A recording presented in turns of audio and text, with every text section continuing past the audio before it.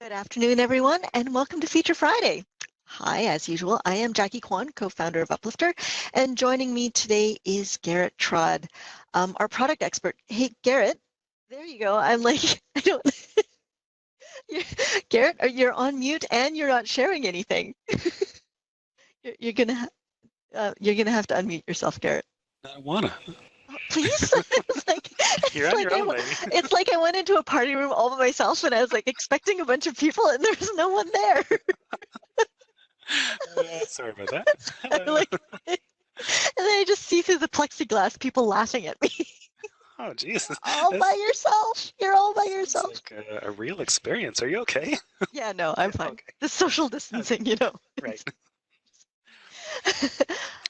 Thank you, everyone, for joining us. Today, we are actually going to be talking about recurring subscriptions. And this is a great feature for any clubs that are moving to more of a regular membership model, where maybe you're charging everybody on a monthly basis, like more like a gym membership, and they're attending a class based on that, instead of actually having specific programs that run, from September until December and having people re-register. We know a lot of gymnastics clubs are actually moving to this model, mostly from a movement from the US, just to ensure that they can actually find a way to keep sort of that recurring revenue. Of course, this is not a great model at this exact point in time, given where we are in the state of the world, but we know that things will pick back up very shortly. And this is a great way to engage your members. So I'm going to let Garrett show you how you can leverage some of the tools here in Uplifter to set up a recurring membership. So Garrett, take it away. Thank you so much. So yes, absolutely. We are going to generate what's known as a recurring subscription within our system. And as that name might suggest, we're going to create first a subscription and then set it to recur. And that means that someone can purchase that subscription or be made mandatory, and then that will actually generate a new invoice for them automatically. So they don't have to continuously log in into the system to generate a new invoice. It'll do that for them. Now, in order to do this, as that name might suggest, we need to create a subscription first to make a recurring subscription. We can do this through products and programs, products and subscriptions. And on this page, we're going to select Add New from the toolbar here and be greeted by the standard form for creating products, subscriptions, tickets, etc. If you've been with Uplifter for a little while now, I'm sure you're familiar with this form. If not, we're going to go through some of the basic elements. First, of course, product status. We want to make this public so that people can purchase it. We're also going to enter in a SKU here. For this, we're just going to do recurring fee 1, 2, 3. Now your SKU should be more succinct than that, but for our example purposes today, that's okay. We're going to enter in the name of our recurring fee and then a description thereof. And again, we're just going to replicate some basic info here. Next, we get to determine how this is going to apply. Now, right now, this is not available until we create this as a subscription, but we're going to come back to this. We're going to have two options. We can apply to an account, so basically on a per family basis, or we can have it apply on a per participant basis. We'll see that in just a second. I'm going to scroll a little bit down here, and we're going to select to create this as a subscription by checking this box off. When we do, we see that this applies to option is now available. And for this particular instance, I'm going to select participant, but you may have membership models that are just based on one per family. So that would be per account there. So per participant, that means everyone who's joining us will have a fee. And next in the subscription section here, I get to select the duration of the subscription. When it comes to a recurring membership model or recurring subscription model, you absolutely have to select the effective duration. Now, an effective duration allows you to specify the number of days or weeks or months or whatever you need to do between the time of purchase and the time of expiry. So for instance, if you wanted your recurring subscription to create a new fee once every day, you could say 1 day. And when you enter in your term here, the system is going to give you an example calculation as if it were being purchased today. So if I purchased this today on April 3rd, I would then have to purchase another one on April 4th. You can do the same thing for 1 week, 1 month, 1 year, what have you. But when it comes to recurring subscriptions, it's probably more true to say that you actually want to use a more relative term or a less specific term. In that case, you can actually use terms like last day of this month, first day of next month. And as I'm hovering over this little question mark icon, you can see a few examples in this pop-up. We actually have a comprehensive list as well available in our products, tickets, and subscriptions article. So if you would like to see a comprehensive list of that, you certainly can. But when it comes to a recurring subscription model, you'll probably want to do something like first day of next month. And when I do that, this is going to be the first day of the next month relative to my purchase date. So again, today being April 3rd, it's going to put that to May 1st. Now, it actually doesn't matter when I purchase this. As long as I purchase it within the month of April, the first day of next month is always going to be May 1st. And in that way, you can have very consistent billing on the first, or if you wanted to, you could do the last day as well. Oops, if I could spell right. You could do the last day of the month as well, depending on how you want your club to bill. So this is a very powerful way of creating your fee. And just as a quick side note, you can also use these relative terms in any date field filter, especially on your reports pages as well. So keep that in mind too. Now that we have, I'm going to actually change this to first day. My apologies, one moment. First day. There we are. So now that we have our subscription duration set, we can now specify whether or not the subscription is going to be mandatory or not. That's totally up to you. If you do require them to pay upfront when they first register, you can make it mandatory. If it's an optional fee that they can opt into, you can certainly make that non-mandatory. And last but not least, you'll have the checkout filters as well. Just like any other subscription you might build within your system, you can determine what products or what programs might prompt the purchase of this subscription. If it is a non-mandatory subscription, the filters that you apply will just prompt the subscription to be added. So say, here's a suggested subscription. If it is mandatory, then these filters will determine when and where this should be applied automatically to invoices. So for instance, you might want to have it only on a specific category. This is one of our demo sites here that works with art and artists. And so we have different categories like painting and woodwork and things like that. And maybe I want to create a membership that only follows along with pottery. So if you join the pottery class, then you have to purchase this subscription as well. We'll make that mandatory. So you can, of course, control the filters as you'd like. If you have any questions or concerns, you're not really sure how to have this apply where and when you want to, definitely reach out to us. That's no problem. And of course, anytime you see this little book icon, you can actually select that book icon. It'll bring you to the most pertinent article, so you can read more about what's really going on in this situation. So when you're happy with the way that you've set up your subscription, there's one final element that you'll need to set up, and that's in the payment section. First, of course, you'll want to set up the actual cost. Now, the total field here is going to be the amount that they need to pay upfront, the day of that they're adding this first instance of this recurring subscription. So you might want to have this as $50. Maybe it's an upfront cost of a little bit more than that. We'll talk about the different variations in just a second. Once you have that, you can of course do your tax eligibility and your installments, but most important for us in our example today, we can select Enable Recurring Subscription. And by checking this box off, we now have some new tools to work with. This recurring subscription section here will allow us to select a default payment method. So when the invoice gets automatically generated based off of this recurring subscription, what is the expected or at least default payment method of that invoice? So this can be any payment method that you have within your system. So you can select anything that you'd like. It's often best to use check, but that's, you know what, that's situational. I shouldn't say that. So you can pick whatever payment method that you like. Next, you get to select whether or not you're going to automatically send an email receipt. This can be very, very handy, especially as a nice little nudge and reminder for people to pay if you don't have something that's going to automatically process, like an offline option here. This way they're going to get an email receipt and they can check. Yeah, I heard you on mute. Do you have... Can you actually hear that when I do that? Yeah. Go on, and I'll interrupt in a moment. Oh, okay. Next, you have the use of. No, now I'm going to interrupt. No, I am going to. You're throwing me off my game here. Sorry about that. So automatically send email receipt. I was just going to jump in and say that you, in most cases, you really do want to select that, especially if you're actually using a credit card payment where you're requiring people to pay by credit card when they actually purchase a subscription, and each month or each subsequent subscription renewal is automatically charged to the credit card.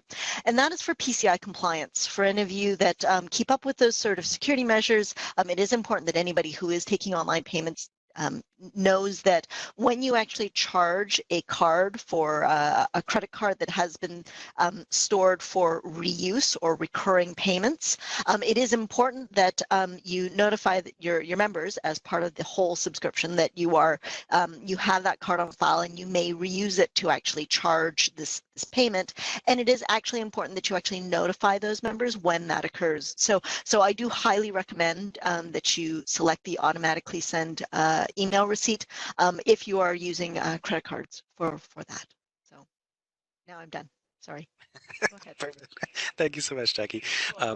Excellent. So next we have our use available credit. Now, if your member does happen to have a gift certificate on their account, then you can mark this off to have the system automatically use that credit when they when they generate this recurring invoice. So that's a great way to use any sort of existing credit, but some users might not appreciate that. Maybe they're saving up for something else. So you can determine whether or not you want to use that.